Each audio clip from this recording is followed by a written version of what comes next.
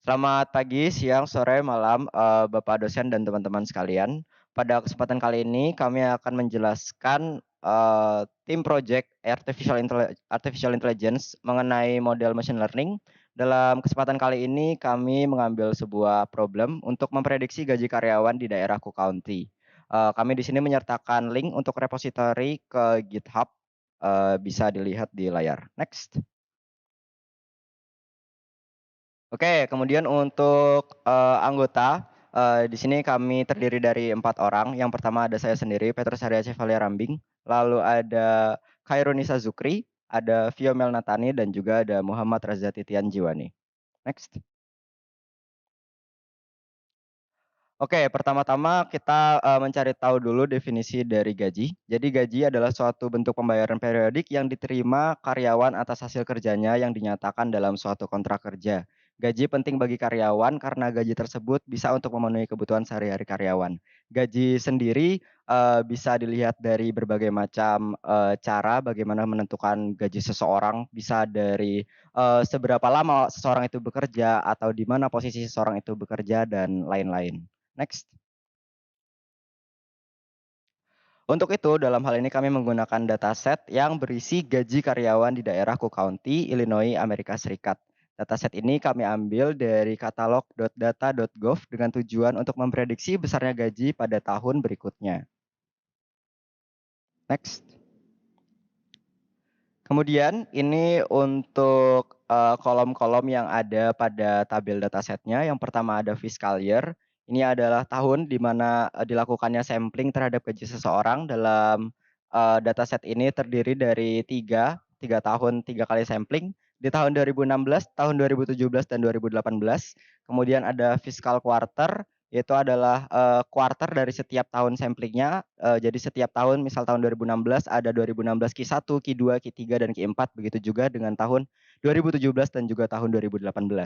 Kemudian fiscal period itu adalah periode tahun dan kuartal dilakukannya sampling. Ini adalah, bentuk yang sudah kami kalkulasi, menggunakan model float. Jadi misal tahun 2016 di Q1 itu akan terhitung sebagai 2016,00 dan begitu selanjutnya.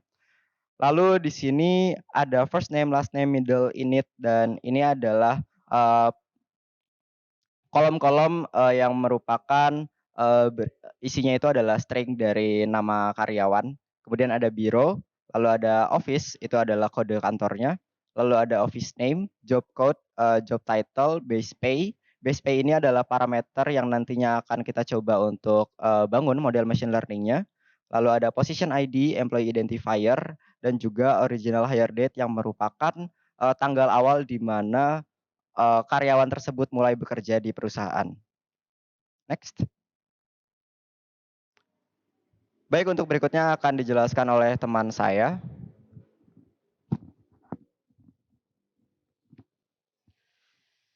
Baik, next adalah objektif berupa tujuan kita dan tujuan dilakukannya pengembangan machine learning ini itu untuk memprediksi gaji karyawan pada tahun berikutnya dengan menggunakan data-data yang telah tersedia kepada kita. Next. Dan metode yang kita gunakan adalah metode k-nearest neighbor, mungkin pernah dengar sebagai KNN, itu berfungsi memprediksi data berdasarkan quote unquote tetangga terdekat data tersebut. Next. Dan bisa dilihat sebelah kiri adalah contoh dari KNN. Dan mengapa kita memilih KNN? Itu karena lebih mudah dipahami dan diimplementasikan daripada beberapa metode lainnya. Dengan error yang tidak terlalu tinggi dibandingkan metode yang lain juga. Proses training data juga cenderung lebih cepat. Dan cara kerja dari KNN adalah mencari jarak antara X-test dan X-train, lalu mengambil K jarak terkecil untuk setiap row pada X-test, mengambil nilai Y-train untuk tiap X-train yang telah diambil sebelumnya, mencari nilai Y-train yang paling sering muncul, dan yang terakhir menentukan nilai Y-train tersebut sebagai nilai prediksi atau Y-pred. Next. Selanjutnya akan dijelaskan oleh teman saya. Dengan metode KNN tadi, kita mendapatkan hasil dengan akurasi sebesar 67,57% dengan nilai K sebesar 3. Next. Selanjutnya dapat disimpulkan bahwa berdasarkan koefisien korelasi, data yang digunakan terlalu menyebar dan memiliki korelasi yang relatif kecil antar features-nya.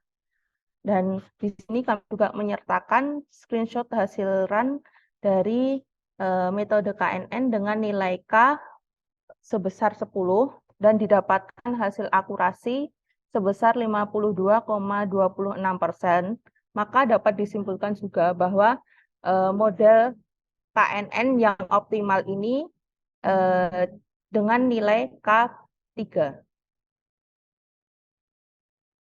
Baik, sekarang kita beralih ke demo session. Yang pertama yaitu input kami, yaitu X-test yang telah kami dapat setelah melakukan train test bed.